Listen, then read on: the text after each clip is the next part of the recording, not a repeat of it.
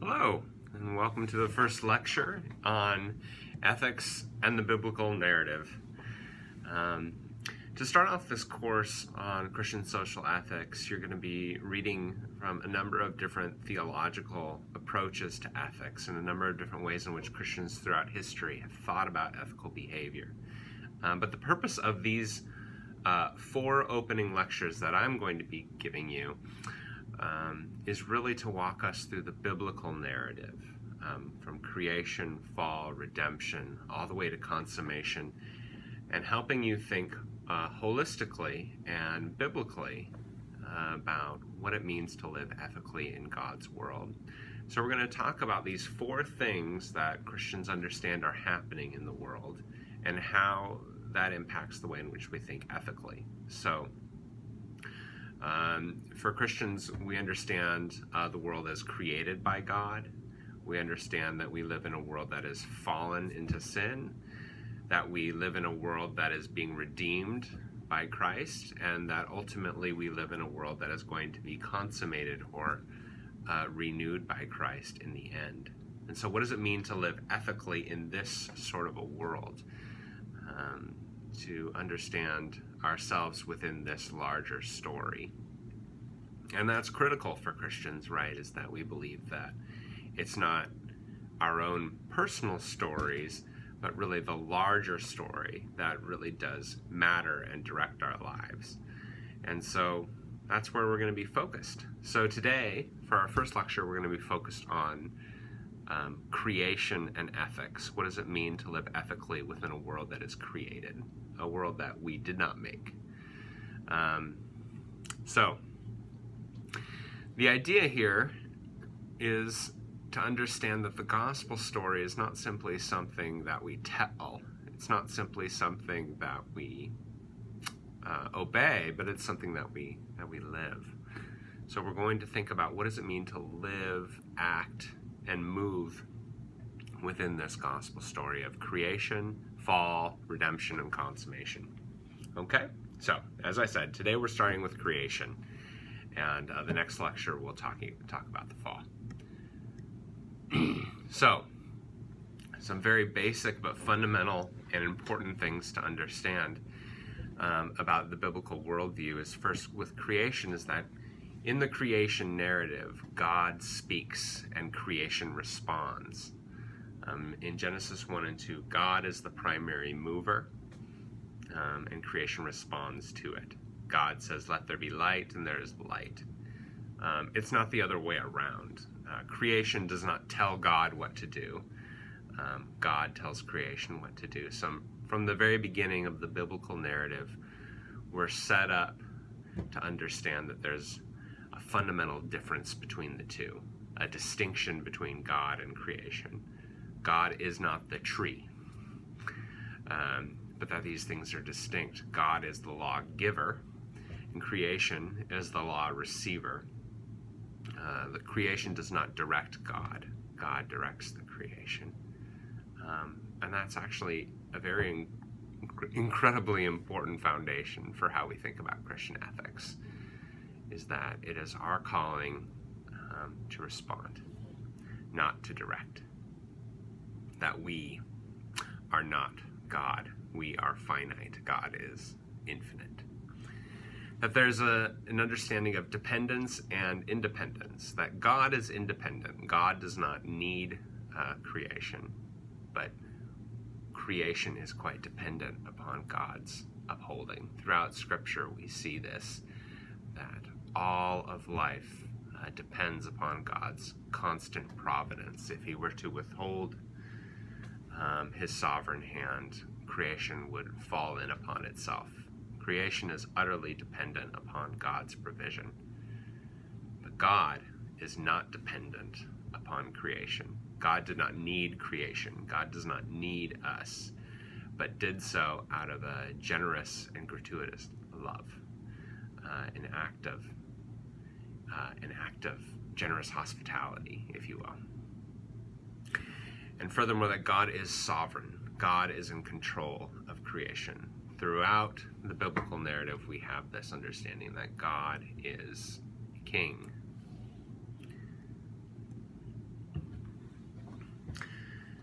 So in Genesis 1 and 2, again and again, we learn that God created the world and that he declared it to be good. And this sense of goodness carries a lot of meaning, not just that he happened to like it, but there's an aesthetic aspect to this, that creation is beautiful, that God delights in beauty. Aesthetics matter to God. Colors, tastes, flavors, these are sorts of things that really do matter to God. Creation is not merely a utilitarian set of necessities, but there is a gratuitous amount of flavors and colors and beauty, and that God takes delight in that. That delight matters, that human delight, that creation is created for human delight, for God's delight, and for enjoyment. It is not mere or bare necessity. That is excellent. That God cares for the details, doing things well. Throughout the biblical narrative, we have an understanding of God's care for the diversity of creation. That God creates a wild diversity of birds and fish and animals and people with a wide variety of gifts. That God's creation is complex, that it's pluriform, and that complexity and that diversity is not a problem to be solved, but rather it is something that God delights in. And so for us, we too are called to delight in that diversity of God's creation, that complexity of God's creation. And that Adam from the very beginning is told to explore the garden and name the animals, right? To pay attention to the diversity of the animals, to watch them, to know them, and to name that complexity from the very, very beginning. Creation is ordered throughout the biblical story. The psalmist is quite delighted in the order of creation, that you can depend upon the sun coming up every day, that water boils at the same temperature. There's a givenness to creation that makes life possible, and that matters, and that's a gift for all of us. That up isn't suddenly down on Wednesdays, but there's sort of a givenness to life that allows animals, humans, and plants to flourish because of the orderedness of God's creation, and that's a sovereign gift that he has given. It is lawful.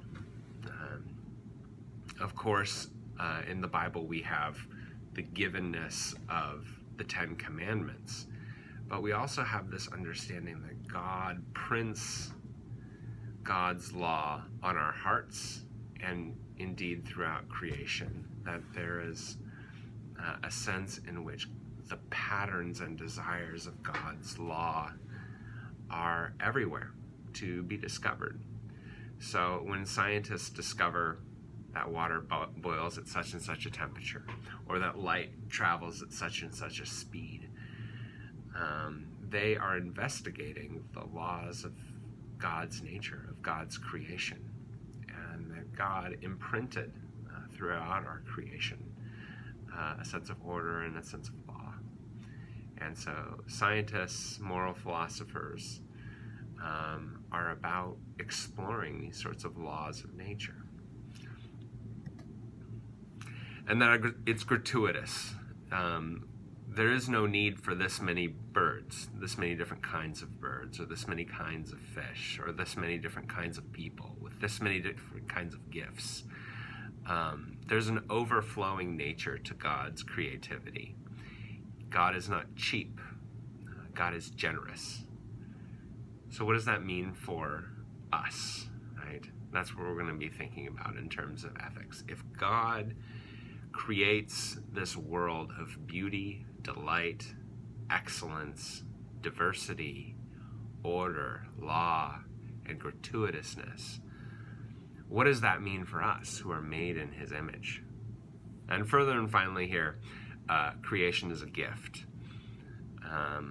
The world did not deserve these birds. The world did not deserve or earn these different kinds of trees. Human beings did nothing to deserve the Garden of Eden.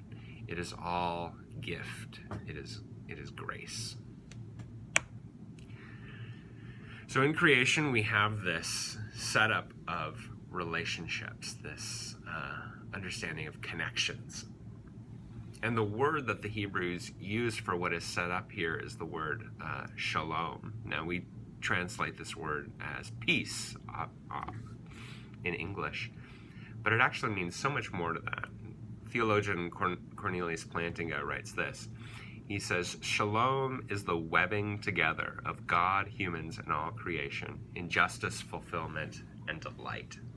That is what shalom is that interconnectivity between you, the people around you, the creation, the dirt, and your God. That is God's desire, is for a deep sense of connection, not autonomous individuals or autonomous creatures, but it's the webbing together, and not merely in peace as sort of a lack of conflict, but peace as a connection, a relationship with one another. And this is what God sets up in the garden, is this deep interconnected relationship of justice, delight, and flourishing. That is shalom. And it is when all of them are connected that is what God delights in. So how do we understand humanity in this? A number of things. First, in our relationship with God, we are created for worship. We are created to glorify God, to be in communion with God, to be deeply connected with God. Adam and Eve walk with God in the garden. Human beings were made of and for a relationship with God. And the right relationship with God is one of worship and praise. They're made for relationship with one another. It is not good for us to be alone, Genesis says. They're made for community. We're made to serve one another, to help one another, to push and encourage one another. And so we're made for community. And then finally, we're made for work. We're made to interact with the land, to enjoy the land, to rest in the land, to explore the land, and to cultivate the land. And so here the vocations of science, the vocations of the arts, farming, all sorts of exploration and building, music, the development of work. God desires God's creation to flourish, to spread, and to develop. God desires the construction, ultimately, of cities. In the new creation, as we'll explore, the new creation is not a garden, it's a city. And God created humanity with gifts to develop the sciences and the arts and construction and exploration, to work. We're made to work. And indeed, we are commanded to fill the earth with good things. And so work is a gift of creation. It's not a punishment, but it's something that Adam and Eve are charged to do, to care and love the land. And to do so, of course, with this understanding that it does not belong to them, but ultimately belongs to God. So, some basic ethical implications. First, how do we respond to this? How do we respond to this gratuitous gift of beauty and delight of creation? It is a posture of wonder and praise. To behold God's creation, the proper response to that is one of wonder and praise. It is affection. God demonstrates affection for the animals, delight in the animals, a love for the plants and fish. And that ought to be our posture as well, a sense of affection for this world. Care and stewardship, a sense of humility that, strictly speaking, Christians understand that they do not own anything. Strictly speaking, all belongs to God. We are but stewards of these things that we've been entrusted with for a short period of time. Relationality and dependence. The biblical understanding of creation is one that we are created for community, and we are created in order to depend upon one another. We are not created to be independent kings and queens, autonomous from need of one another. We are created to connect with nature, with each other, and with God, and that is how we flourish. So relationality and dependence is really important. Attentiveness to the world around us, to naming the animals well, to knowing our world well, to paying attention to the laws that God has imprinted on our hearts and in our world, to being attentive to God's world, because God showed attentiveness with his world, and thus we should as well. And flourishing, and understanding that creation is not meant to be static. It's not meant to be set in stone, but it's meant to develop, to explore and further develop what God has created. That is our calling. That's our mandate, is to fill the earth and to make right so that this world can flourish. It's also quite holistic.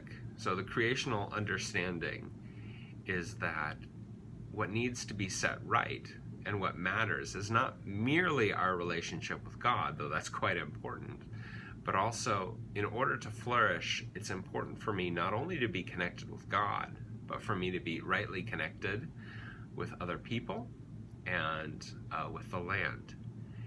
And so there's a holistic understanding of what it means to be human in the creational order. It's not simply that I need to be made right with God, but also with others and with my work. So there's a holistic understanding of what it means to flourish. More application. So how does this help us? Questions I would have for you to think about. How would this help us respond to Christians who we might describe as world despising? Those who say, well, this world doesn't matter. I really just need to focus on the world to come. This world is just sort of grim, and we just need to make it through. How would this help you respond to a deep individualism, which you can find in many forms of Christianity? That ultimately what matters is just where you are with God. How is your individual soul and its relationship with God? How would this help you respond to sort of a selfish, abuse-ish relationship with creation? The sense that creation exists for your use and your use alone, your enjoyment, the increase of your power, the increase of your comfort, and the betterment of your life. That creation exists for you and that you are God over it. Think about how this understanding of creation would come up against that. Emotivism. Emotivism, very basically, is an understanding that what is right or good is what feels good to me or what increases my pleasure. So I feel that this is right, or I feel that that is wrong. And I am sort of the writer of my own story. I am the writer of my own ethic. How would this understanding of creation, that God is sovereign, that God is the writer of the ultimate story, that God is the lawgiver, how would that come up against an emotivistic approach to ethics? A narrow-mindedness, or we might call this a simplicity of mind, that reads the world in a very simplistic way. How would this account of creation interact with that? This account of creation that says, actually, the world that God created is extremely complex, and we don't understand all of what God has created, and we're continually learning new things about what God has made. And that diversity and that complexity is exciting. And to oversimplify or reduce human life is not to pay attention to that complexity that God has created and that God has loved. Cheapness. How does the gratuitous generosity and giftedness of creation interact with a posture of cheapness? What do you think about that? Fear. A sense of fear that there are parts of this world that God is just not in control of, that perhaps I need to grasp for him or on his account. That maybe there are spheres of science that Christians dare not go, or spheres of the arts, some form of exploration that we should be fearful of. How does that come up against our understanding of God's sovereignty over all of creation? That, as the old hymn says, this is my Father's world. So, I want you to think just a little bit about these things. Think about, what does it mean to live in a world that is created, that we are not the authors of? What does it mean to think of this creation as law-filled, as a gratuitous gift that we walk amongst? And furthermore and finally, how do we cultivate a sense of spiritual wonder and affection for this vast creation and this set of relationships that we've been made for, and an understanding that we have been created for shalom, for God's peace, God's justice, God's flourishing and delight? What does it mean to live in that sort of world? So, yeah. Next up, we're going to be talking about the fall, brokenness, sin, injustice, that though God intended and set up this relationship for flourishing, a great evil, a great darkness has descended. But that's for next week. So today's good news. All right, we'll talk to you next week.